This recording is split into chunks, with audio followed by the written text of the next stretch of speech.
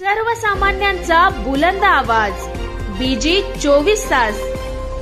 हे काम नव्हे, जबाबदारी आमची. स्वर्ण भैरव ज्वेलर्स कर्जत 20 वर्षांची स्वर्णिम परंपरा. आता सोने खरेदीसाठी पनवेल आणि मुंबईला जाण्याची गरज नाही. आपल्या आवडीचे डिझाईन्स मिळवा स्वर्ण भैरव ज्वेलर्स कर्जत मध्ये, तेही खास ऑफर सह. दागिन्यांच्या खरेदीवर 0% मेकिंग चार्जेस.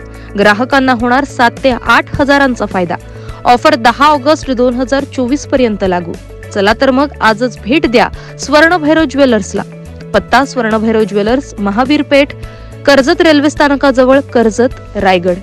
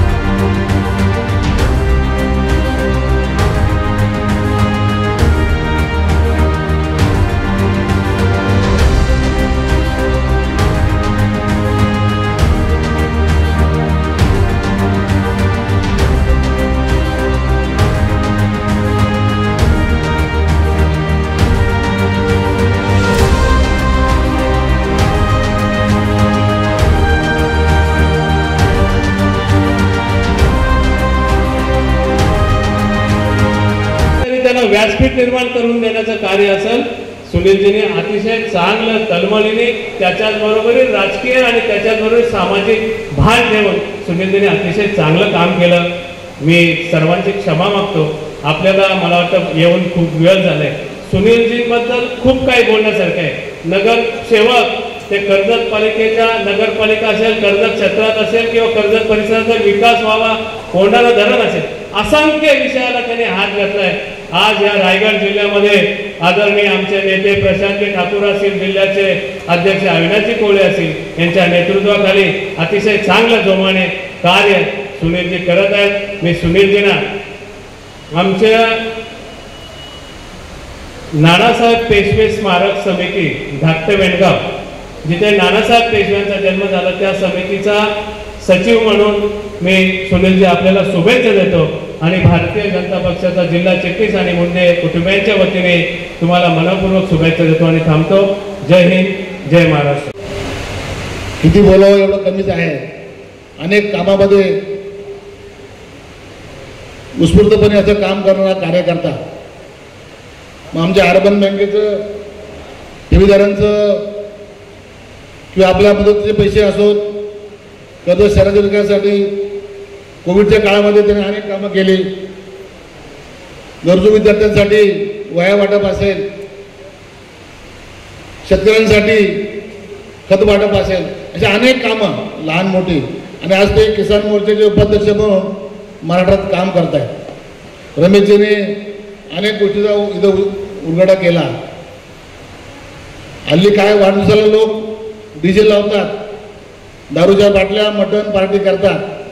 सुनीलला धन्यवाद देतो तर तुझ्या वाढदिवसाला तू अतिशय चांगला निर्णय घेतला आणि या निर्णयाचं आम्ही स्वागत करतो. आणि सर्वसामान्य माणसाला आपल्या हातून सेवा घडवावी अशी तुझी भूमिका आहे. मी ईश्वरावर प्रार्थना करतो तर तुझं राजकीय भविष्य उज्ज्वल हो, एवढीच विनंती करून शुभेच्छा देतो. जय हिंद, जय महाराष्ट्र. आज सुनीलजींचा वाढदिवस आहे आणि आपल्या वाढदिवसाच्या दिवशी, वाढदिवसाच्या निमित्त गेली अनेक वर्ष ते शेतकऱ्यांसाठी कार्यक्रम राबवत असतात. शेतकऱ्यांना उपयोगी अशा खतांचं वाटप करत असतात. गेली अनेक वर्ष सुनील गोगटे हे आमच्या भारतीय जनता पार्टीच्या किसान मोर्चाचं काम करतायत. प्रदेशाच्या चिटणीस म्हणून, प्रदेशाचे उपाध्यक्ष म्हणून जबाबदारी सांभाळत असताना कोकणामध्ये त्यांनी बऱ्याच वेळेला प्रवास केलेला आहे आणि कोकणातल्या शेतकऱ्यांना संघटित करून त्यांना किसान मोर्चामध्ये बोलवत भारतीय जनता पार्टीशी जोडण्याचं काम हे सुनीलजींनी गेले अनेक वर्ष केलेलं आहे. शेतकरी बांधवांसाठी केंद्र आणि राज्य सरकारच्या ज्या योजना आहेत त्या योजना तळागाळातल्या शेतकऱ्यांपर्यंत कशा पोहोचतील याचं उत्कृष्टाचं नियोजन करणं आणि त्या योजना माझ्या शेतकऱ्यांना मिळायला पाहिजेत याच्यासाठी तळमळीने काम करणारा कार्यकर्ता म्हणजे सुनील गोगटे. केंद्रातलं सरकार, राज्यातलं सरकार, भारतीय जनता पार्टीच्या नेतृत्वाखाली, नेत्यांच्या नेतृत्वाखाली जे सरकार आहे हे कायम शेतकऱ्यांच्या बाजूने उभं राहिलेलं आहे आणि याच्या पुढेही शेतकऱ्यांच्याच पाठीशी उभं राहील. त्याच्यामुळे शेतकरी बांधवांनी कृपया आमच्या पाठीमागे सातत्याने आमचाही आशीर्वाद, तुमचाही आशीर्वाद राहिला पाहिजे एवढीच विनंती करतो आणि आमच्या गोगटे साहेबांना पुन्हा एकदा वाढदिवसाच्या शुभेच्छा देतो आणि थांबतो. धन्यवाद. एक अष्टपैलू व्यक्तिमत्व आहे. सर्वांशी हसत खेळत वाद घालणं हे त्याला खुबीनं जमतं. वाद घाल हसत खेळत, कुठे मनामध्ये काही ठेवायचं नाही, असेल ते तोंडावरती बोलायचं आणि बसल्या बैठकीत तो वाद संपला की उठून जायचं, पुन्हा नव्या विचारानं नव्या दमानं कामाला लागायचं. असं एक उत्तम असं व्यक्तिमत्व आपल्या सर्वांच्या मध्ये आपण पाहिलं. गोगटे कुटुंबीय हे सर्वांना परिचित आहे. कोंढाण्याचे गोगटे, कर्जतचे गोगटे हे सारेच एक आहे. त्यांची एक खासियत आहे, त्यांची एक वैशिष्ट्य आहे. ते शक्यतो कुणाच्या वाटेला जात नाही. त्यांच्या वाटेला कोण आलं तर त्याला काही सोडत नाही. मग दादा असतील किंवा आप्पा असतील, काका जरा शांत होते, त्यांचाच वारसा हे पुढे सगळे चालवत आहेत. विविध प्रश्नांचा अभ्यास करून त्यावरती ते सोडवण्याकरता प्रयत्नशील राहणं. कितीही जटिल प्रश्न असेल, कितीही मोठी समस्या असेल, त्यावरती प्रयत्नशील राहून मार्ग काढणं हे सुनीलचं वैशिष्ट्य आहे. अशा सुनीलच्या वाढदिवसाच्या निमित्तानं त्यानं शेतकऱ्यांच्या करता केलेले उपक्रम आपण पाहिले. दरवर्षी त्यांचा वाढदिवस शेतकऱ्यांना उपयुक्त कशा प्रकारे ठरेल असा त्यांचा प्रयत्न असतो. आजही तशाच प्रकारे शेतकऱ्याच्या दृष्टीनं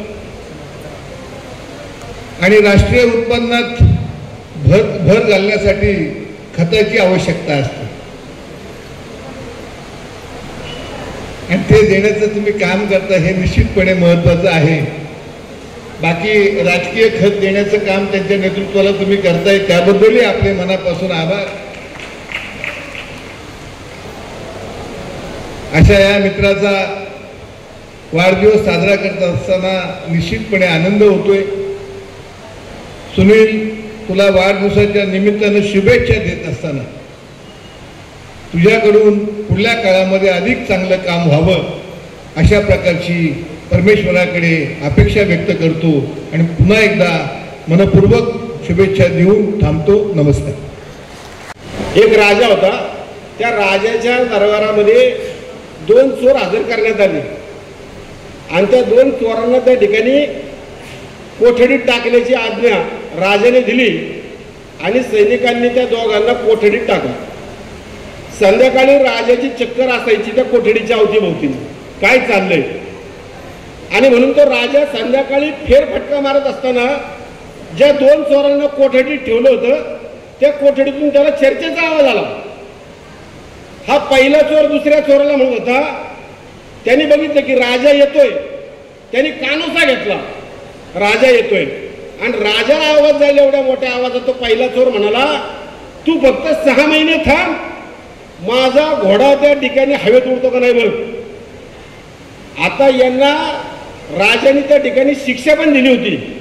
यांना शिक्षा दिली होती फाशीची दोघांनाही, आणि याची अंमलबजावणी काहीतरी 15 दिवसात करायची होती. आता यांना फाशीची शिक्षा झाल्यानंतर पहिला हा राजाचा आवाका बघून म्हणतोय, माझा घोडा आता 6 महिन्यात उडतो का नाही बघ. दुसरा म्हणाला, अरे घोडा कुठे उडतो का. अरे तुला करायचं काय, सगळं ओके झालेलं आहे कामकाज, घोडा तयार आहे, त्याला सगळ्या मशिनरी बसून झाल्यात आणि 6 महिन्यात तो उडणार आहे.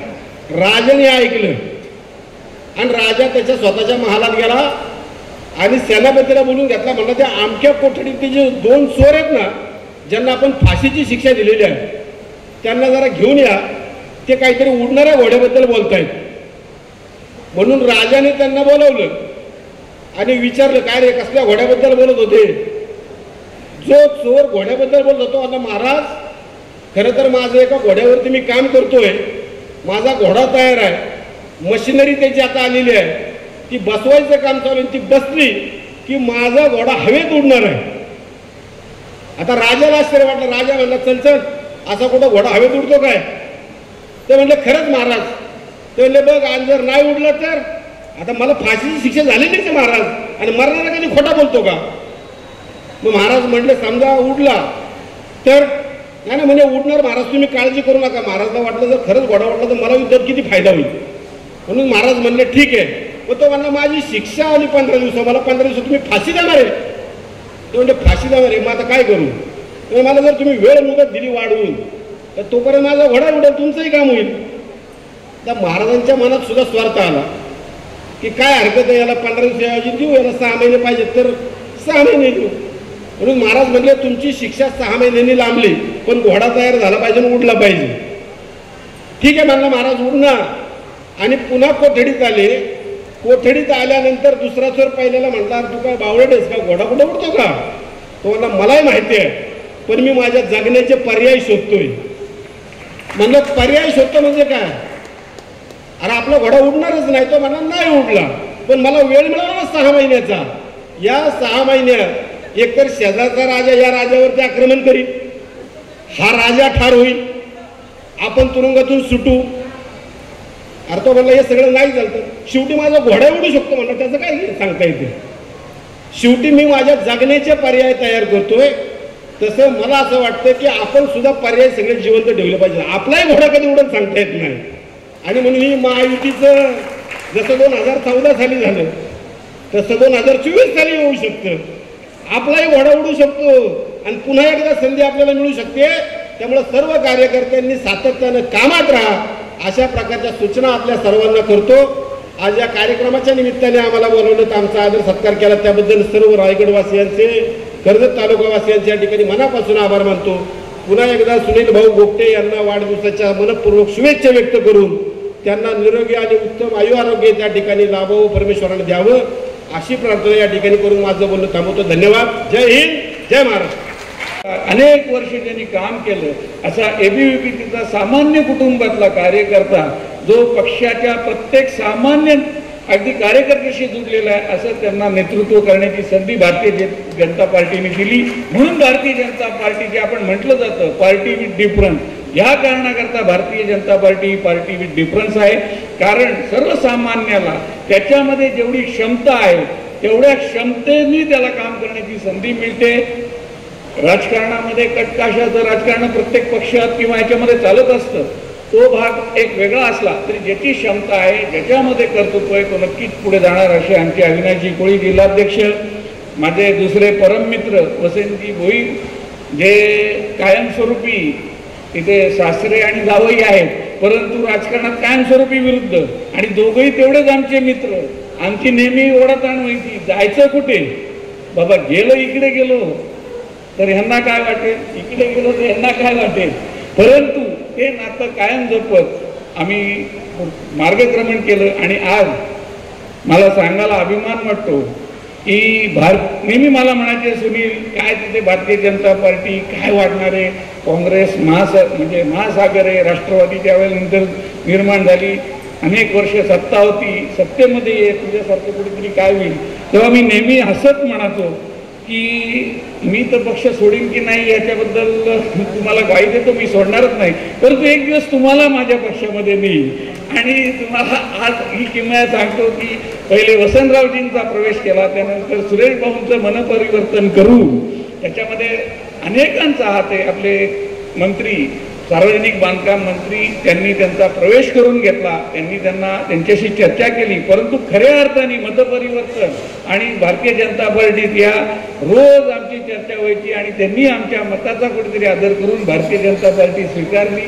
त्याबद्दल म्हणजे त्यांचे मला खूप आनंद वाटतो की आदर आता निर्माण झालेला आहे. आणि आपण जो आदेश द्याल तसं आता आपण म्हणाले तात्या आणि आमच्या वसंतरावांनी असेल, रमेशजींनी असेल खंत व्यक्त केली की इथे आम्हाला कधी उमेदवार मिळाला नाही. आमचा वसंतराव नेहमी भाषणामध्ये बोलत असतात, उपरोधात्मक बोलत असतात, आमचा पाळणा कधी हल्लाच नाही.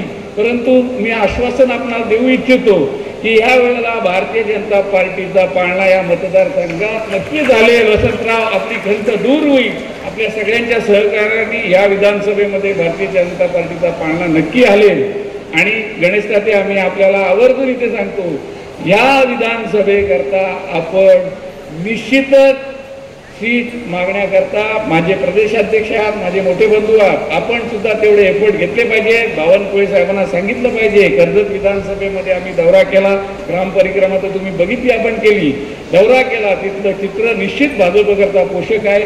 म्हणून भारतीय जनता पार्टीला इथली उमेदवारी मिळावी याकरता आपण प्रयत्न करावे ही विनंती करतो.